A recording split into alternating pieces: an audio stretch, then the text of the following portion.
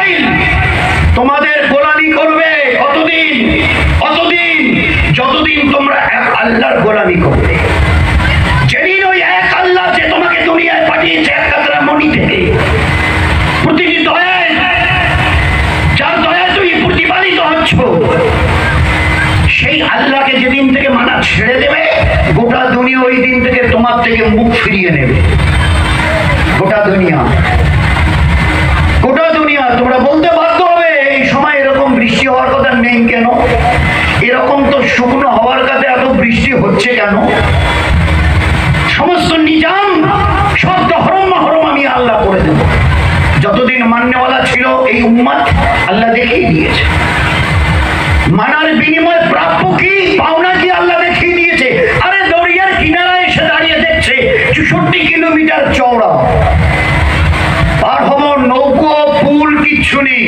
মাশওয়ারা করছেন সাদ বিন আবি ওয়াক্কাস, জামাতের জিম্মেদার, সাথীদের সঙ্গে, ভাই কি করা হবে? বলে আমরা আল্লাহর নাফরমানি করতে জানি না। বলে দিয়েছে আমরা আল্লাহর নাফরমানি কাকে বলে আমরা করতে জানি না। এর পিছনে আরো বড় কারণ আছে, ওই লম্বা থাক, শর্ট করা দরকার। এখন অনেক আমাদের ওলামা হযরতরা আছেন। তো ওনার সঙ্গে সাদ বিন ওয়াক্কাসের সঙ্গে মাজ বিন জবল রাদিয়াল্লাহু তাআলা ছিলেন। তো সাদ বিন ওয়াক্কাস রাদিয়াল্লাহু তাআলা জিজ্ঞাসা করলেন, ভাই মাছ কি করা যাবে? তো বলছে যে হযরত, আপনি একবারে 10,000 সাথী আমাদের না, আপনি সবার দিকে একটাবার তাকিয়ে দেখুন না, একটাবার আপনি তাকিয়ে দেখুন। উনি একটু চোখ বন্ধ করে, আমরা তো চোখ খুলে তাকাই, উনি একটু চোখ বন্ধ করে কয়েক সেকেন্ডের জন্য একটু তাকিয়ে নিল।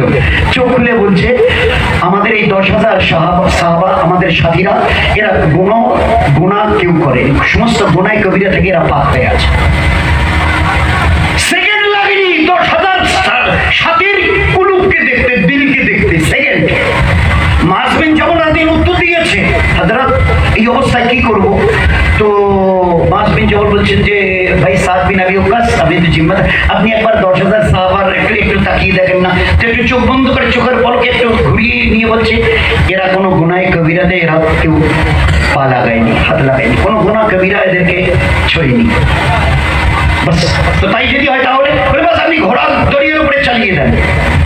দরিয়ার 65 কিলোমিটার চওড়া দরিয়া, ঘোড়া চালিয়ে দিন।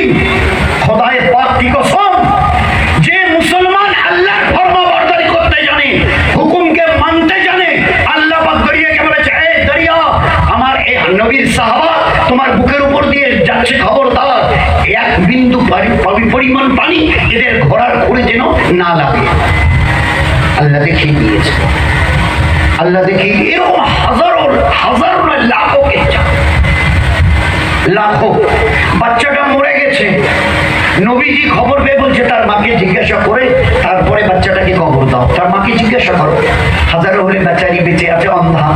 তো সাহাবারা গেছে জিজ্ঞাসা করতে, আপনার বাচ্চাটা যে ইন্তেকাল করে গেল, তো কবর দিই।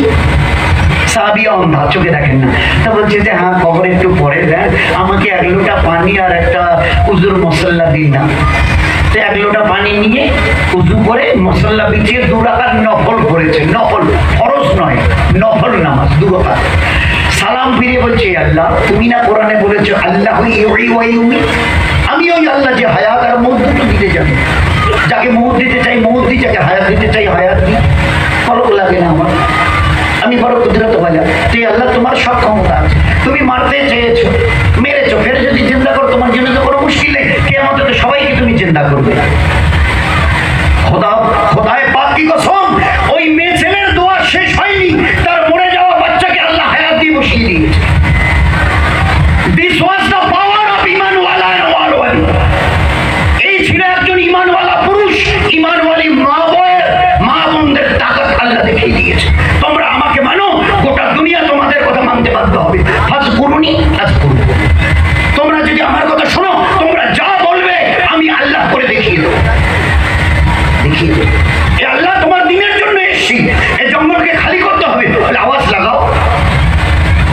একজন সাহাবা একটু উঁচুতে বলে, আফ্রিকার জঙ্গলের জানোয়ারেরা কতদিন থাকবো জানি না, আল্লাহর পেয়ারা দিনকে নিয়ে এসেছি, পুরো জঙ্গল খালি করে দাও।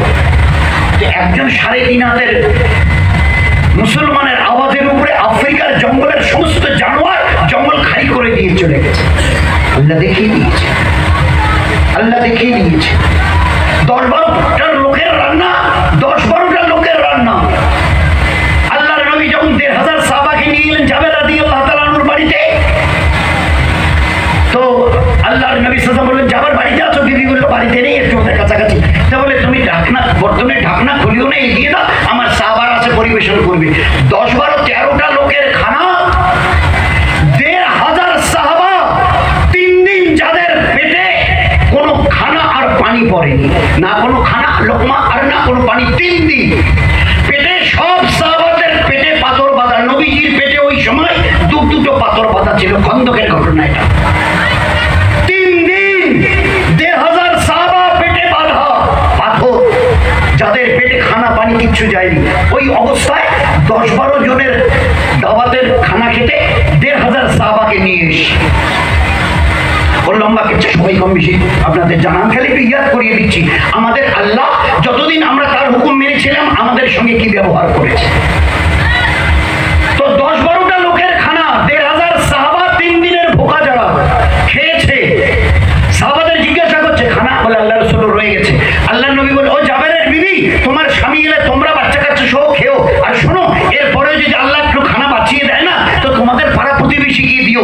তো পাড়া প্রতিবেশী নয়, খোদার কসম, ওই খানা গোটা মদিনার সমস্ত বাড়িতে পৌঁছে দেওয়া হয়েছে। আল্লাহ আজও জিজ্ঞাসা করছে, ও বড় মরিচার হালকার, এটা কি জায়গা? ও বড় মরিচা হালকার আর বড় আঠিয়া বাড়ির আমার হাবিবের উম্মত ও জাবেরের বাড়ির বরকত নেবে গো। 10-12-13টা লোকের খানা, 1500 বাড়িওয়ালা ওয়ালি বাচ্চা কাচ্চা সবাই, আর গোটা মদিনার প্রতিটি বাড়ির খানা শেষ হয়নি।